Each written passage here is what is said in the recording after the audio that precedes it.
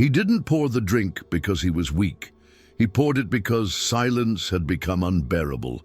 The scrolling, the smoking, the chasing, none of it was pleasure. It was anesthesia, a sacred ritual to forget the man he'd become. You've been told addiction is a chemical problem, a lack of will. But Jung saw what most psychologists avoid. Addiction is the shadow of a soul starving for meaning, not a disease, but a spiritual wound disguised as desire. A man uses not to escape life, but to survive the one he's never fully entered. And the cruelest part, it works until it doesn't. Until the high fades and the mirror returns. Until dopamine becomes depression and the mask begins to rot. What if I told you your addiction wasn't the problem? What if it was the only honest thing in your life? The one thing that still tells the truth, that you're carrying a pain you never gave yourself permission to speak. Jung didn't try to cure the addict. He tried to listen to him, beneath the craving, beyond the shame. Because if addiction is a lie, it's only because nobody taught you how to speak your truth. He thought it was about the drink, the dopamine, the hit. But it was always about the silence that followed, that sacred, unbearable quiet. What he feared wasn't the hangover, it was the reawakening of the void. Every sip, every scroll, every escape was a prayer for pause, not euphoria, just numbness, just a truce with his own echo. He wasn't a hedonist, he was a wounded animal looking for stillness. Pleasure was never the goal, it was the disguise.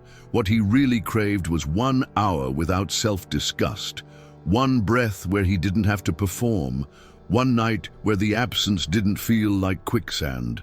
Most men think they're weak for falling. They're not. They were strong for surviving without a map for so long. The first drink wasn't a party. It was anesthesia for identity collapse. The first binge wasn't rebellion. It was grief in disguise. And the repetition, that was ritual, a sacred one no one understood. Every high told a secret he wasn't allowed to say aloud, that he hated himself when the room got quiet, that he didn't know how to be loved without being useful, that he only felt human when reality was slightly blurred, because clarity for him was cruelty. He didn't fall into addiction, he drifted. Slowly, silently, it started with fatigue, not laziness, but soul-deep exhaustion. He didn't want more life. He wanted less weight, less of the past echoing through his ribs, less of the future collapsing on his spine. He never chased ecstasy, he chased pause. He never wanted to rise, he just wanted the voices to lower, to not feel like a function in a world that only praised results, to stop pretending that being okay was sustainable, to disappear without dying. And here's the cruelty. The substance worked. For a moment it gave him back control over the noise. It gave him silence, but charged him shame. It offered comfort, then carved another scar. And still he thanked it, because it stayed. He wasn't avoiding reality, he was avoiding resurrection. Because resurrection means digging up what you buried. It means facing the old self, the mask, the silence, the fractures. And most of all, it means living without armor. But the armor was the only thing that ever loved him back. He thought he was chasing joy. But what he was really chasing was confirmation he still existed. The like, the notification, the applause. Each one a flicker of relevance in a life that felt like function. Each one a whisper, you still matter, for now. Dignity isn't loud. It doesn't glow or scroll. It sits quietly in rooms where no one applauds you. But he was starving for mirrors, even distorted ones. And in a world built on image, he mistook dopamine for proof. Proof that he was still visible in a society that only rewards noise. He wasn't addicted to stimulation. He was addicted to feeling real, to escaping the quiet horror of emotional invisibility, to drowning out the fact that when no one's watching, he doesn't know who he is. So he feeds the machine and calls it passion. But every buzz is a betrayal. Not because it feels good, but because it replaces something sacred. The dignity of being without needing to be seen. The strength of presence without performance, the pride of stillness without applause. He kept feeding his wound sugar, Instagram sugar, porn sugar, hustle sugar, sweet lies that numbed the bitterness underneath. Not healing, just masking. Not power, just another form of anesthesia. His craving wasn't for more, it was for meaning. But meaning doesn't spike your brain, it haunts it. It whispers in the dark and asks if your actions match your soul. And he didn't want to hear that. So he chose volume over depth, again. It's easier to press refresh than to face your reflection. Easier to feel next than to feel now. Because now asks questions. Now asks, why do you need strangers to approve of your life? And that question, that's the one he's always silenced. Dopamine doesn't dignify you. It just keeps you too busy to notice you've abandoned yourself. It's not pleasure that enslaves men. It's the illusion of being okay. But every illusion costs something. And for him, it cost the one thing no algorithm can return: wholeness. He didn't grow up in chaos. He grew up in absence. No one screamed, but no one asked how he felt either. His pain wasn't dismissed. It was ignored. And in that silence, a belief was born. I must be the problem. Addiction wasn't rebellion, it was inheritance. He learned to soothe himself in secret, not because he was wild, but because nobody noticed his sadness. When your grief is invisible, you start believing it's invalid. So you find quiet ways to bleed. The bottle didn't betray him. It understood him. It listened. It numbed. It didn't ask questions. It became the only ritual he had, one he didn't have to earn. No approval, no permission, just pause. A sacred silence no father ever gave him. You can trace it all back. To the room he sat in where no one came. To the tears he hid because boys don't cry. To the rage he swallowed because men must endure. And to the silence that became his second skin. What breaks a man is not the first drink, but the years no one asked why he needed it. What ruins him isn't the substance, it's the loneliness dressed as strength. The way he learned to disappear without leaving the room. Every time he said, "I'm fine," another brick was added. Not to a home, but to a prison. And by the time he wanted to speak, his throat had already forgotten how to carry truth. So the drugs spoke for him. Men don't spiral out of nowhere. They erode slowly in the silence between childhood and collapse. Addiction is often loyalty to a younger self who was abandoned. And silence is its mother. It teaches boys that feeling is weakness and hiding is survival. He thought the substance ruined him, but it only amplified what was already there. A ghost of a boy trying to feel real in a world that taught him to vanish. He didn't betray himself in adulthood. He just followed the script no one warned him was fatal. She walked in like oxygen, and he inhaled. Not because she was love, but because she wasn't him. He was already drowning before she smiled. But for a while, her presence felt like air. And that illusion? He called it intimacy. She didn't rescue him, she distracted him. And that's what made her so addictive. She offered what the bottle never could: a heartbeat, a story to believe in, a reason to delay the breakdown. But love built on escape always collapses. He told himself he loved her, but love doesn't erase yourself, it awakens it.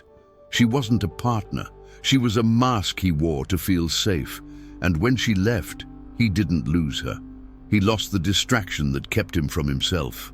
Every argument wasn't about her, it was his shadow screaming, "Look at me, I'm still bleeding." But he blamed her silence, her coldness, her change, because naming the real wound would have meant facing it. And he wasn't ready to meet the man beneath the craving. She was never the drug, she was the dealer, feeding him illusions of safety in exchange for submission. The moment he made her his escape, she owned him. Not maliciously, symbolically.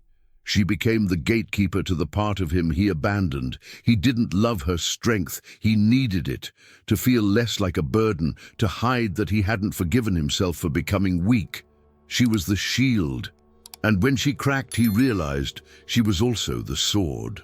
The obsession wasn't romantic, it was ritual. She became the new silence, the new sugar, the new way to not feel the original fracture, and every time she pulled away, the craving returned. Not for her. For the identity she helped him forget. He didn't lose love. He lost a narcotic in human form. She was never the cause, she was the mirror, and he shattered every time he looked at her, hoping to see salvation. The truth? You don't chase people like that unless you're still missing yourself. Relapse doesn't happen when a man is weak. It happens when he's exhausted from pretending he's strong. When healing becomes performance, not presence. When everyone says, "You're doing great," and he quietly wonders if he's just gotten better at hiding. It's not a fall, it's a return to the version of himself that never left, only waited, the one who held the grief when no one else would. The one he tried to kill with routines, mantras, and willpower. But pain doesn't die just because you schedule your life. He thought he buried that version, but all he did was lock the door and throw away the key. And every relapse? It's that version banging to be let back in, not to destroy him, but to be seen. Because until grief is seen, it becomes your God. There's a difference between healing and hiding. Healing is messy, slow, holy. Hiding is tidy, socially acceptable. And most men confuse the two until the bottle returns, until the craving reminds them they skipped a chapter. Relapse is ritual, not weakness. It's the body remembering something the mind tried to erase, not the drug, but the moment he gave up on himself. The taste of surrender disguised as control, a sacred echo of the night he broke and no one noticed. You can't outrun a ghost by jogging faster. You have to stop and bury it properly. But most men don't bury, they numb, and then wonder why the past keeps clawing at the present, why shame keeps putting on their old face. Discipline is a mask if grief isn't integrated. You can cold shower yourself into oblivion, but if your soul hasn't mourned, it'll bleed through your routines. You'll call it burnout, but it's really your shadow asking for a funeral. The relapse isn't the enemy, it's the messenger saying, "Stop pretending you've healed." And when you finally stop lying to yourself, you realize you never had an addiction problem. You had an unburied self. It wasn't reality he feared. It was the version of himself he kept meeting in the mirror, the imposter, the shapeshifter, the mask with a name, a man trained to smile while crumbling. He didn't want to leave the world. He just wanted to leave who he had become. Most men aren't addicts to substances. They're addicts to personas, the role, the function, the character that gets approval but not peace. He wore success like armor, but it never fit. Every achievement another layer between him and himself, until the day he couldn't recognize the one pretending to be okay. He performed, not out of ego, but out of fear. Fear that if he stopped performing, the silence would consume him. Fear that if he was honest, they'd leave. So he kept dancing, even when the music became unbearable. The world praised his grind, but never asked why he started running. And somewhere along the way, exhaustion became identity. Rest felt like guilt.